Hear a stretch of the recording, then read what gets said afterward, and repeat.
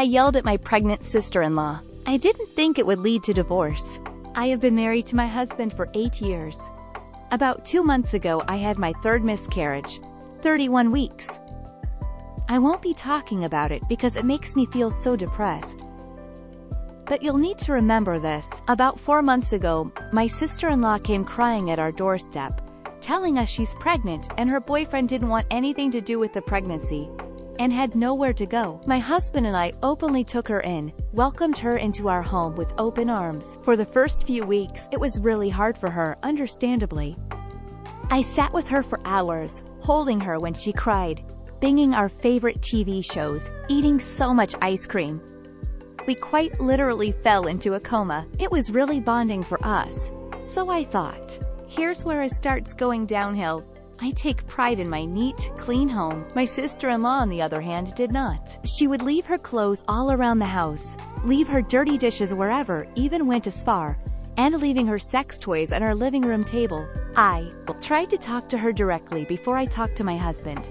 She immediately started crying and told me she'd try to be cleaner. I hugged her, told her it was okay, but this is a clear boundary for me. She told me it wouldn't happen again, but it only got worse. She told me I was expected to do her laundry, dishes, and clean her room daily because she's the pregnant one.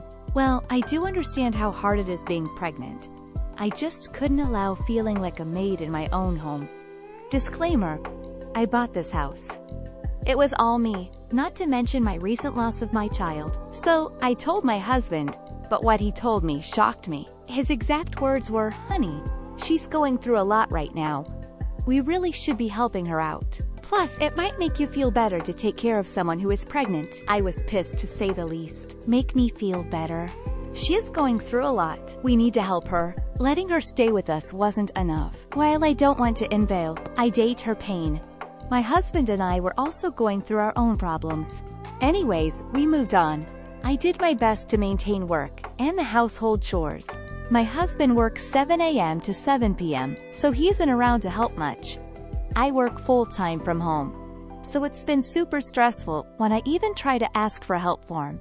My sister-in-law, she always makes an excuse, even if she's just watching TV. The one thing that pushed me over the edge was I went out to buy my one food that I have actually enjoyed eating after my miscarriage. I wrote my name on it and directly asked my sister-in-law to not eat it. Well, I went to go to my fridge to get it, and you'll never guess. She freaking ate it. Now you may think it's just food. I buy all the groceries, basically pay all the bills. I don't mind people having some of my food, but the one thing I asked to not be touched. I told my husband, and of course he rubbed it into my face that she's pregnant.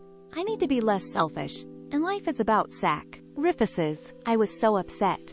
I told him I felt like they were the horrible roommates people talk about on YouTube. He didn't take that well, lol. Which leads us to the title. My sister-in-law planned a random baby shower party thing at my house.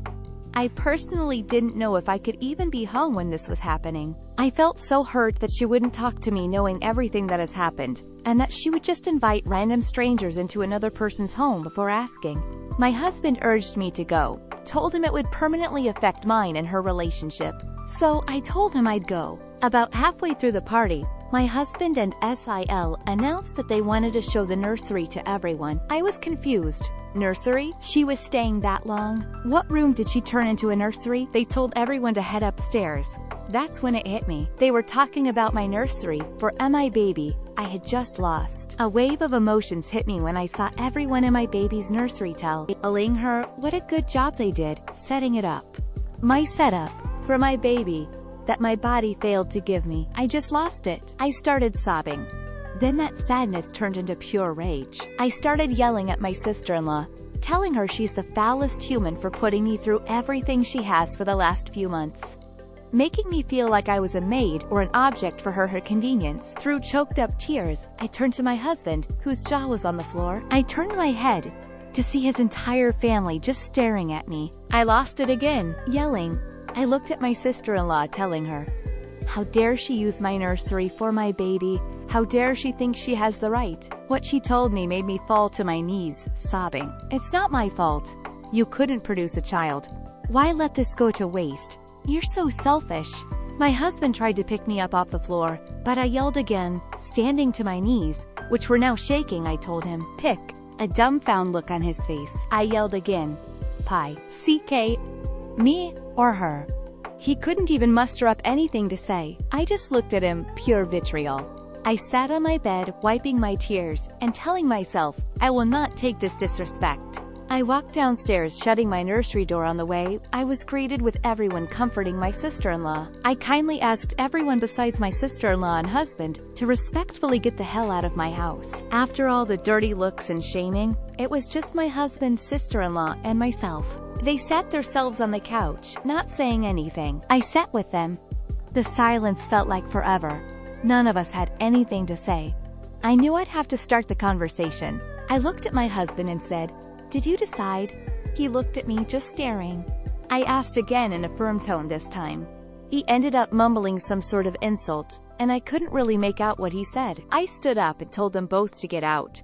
Then they wanted to talk, telling me, this is all a misunderstanding that they are. Sorry, blah blah blah. I grabbed a backpack from my shoe closet and told them to pack their stuff. My sister-in-law told me I couldn't just make her leave, and I was a horrible person. I laughed in her face and told her, this is my house, and I can do whatever I wanted. My husband stood next to me and told her it was only for a little while.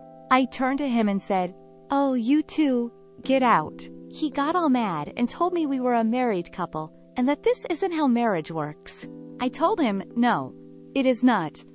Marriage is where two people support each other, and not treat their wife like garbage. They both ended up leaving after many insults towards me. Oh, but wait, it's not over. This morning, as I was getting ready for a Zoom meeting with a few other coworkers when my husband showed up, I let him in, telling him to get whatever he needed, and to go, because I had to work. He started apologizing and telling me he wants to make it right. I told him I just need time away from him. Then he threw eye in my face.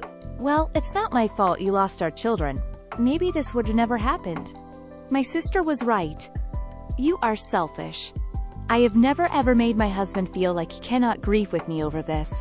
Never made him feel less than because of his pain. I turned around and slapped him in the face. I never condone violence, and I'm very upset. I would ever do that to another human, but I just couldn't deal with this. He took a step back, and then threw all of my makeup on the floor, which I get.